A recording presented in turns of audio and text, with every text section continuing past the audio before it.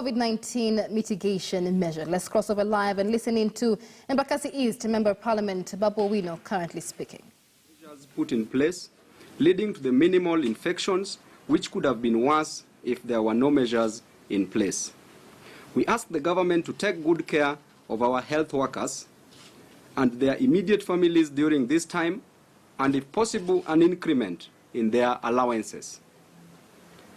In the same breath, Kenya young parliamentarians would like to condemn the mistreatment of Kenyans in China, the police brutality while enforcing curfews and subjecting innocent Kenyans to unnecessary harassment and subsequently forcing them to expensive quarantine facilities. We therefore ask the Department of Foreign Affairs to repatriate all Kenyans stuck abroad.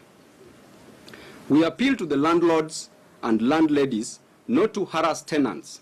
Understand tenants are facing financial crisis due to job losses and loss in business.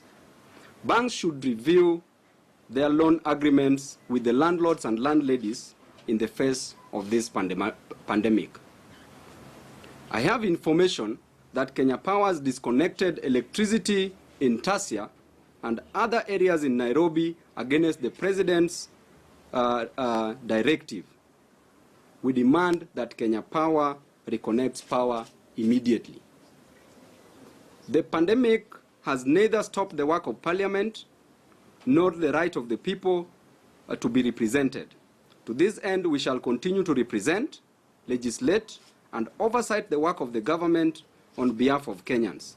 And we ask that those with legislative proposals to use the right channels on the Parliament website or through our various platforms on social media to reach us.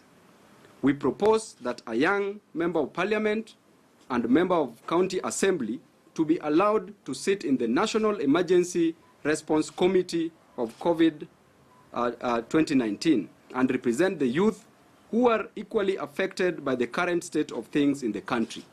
As KYPA, we entirely associate with the current Pandemic Response and Management 2020 bill by the Kenya Young Parliamentarians Association Chairman and Nairobi Senator Honorable Johnston Sakaja, and it's in line with the current COVID-19 predicament and remedy mechanism.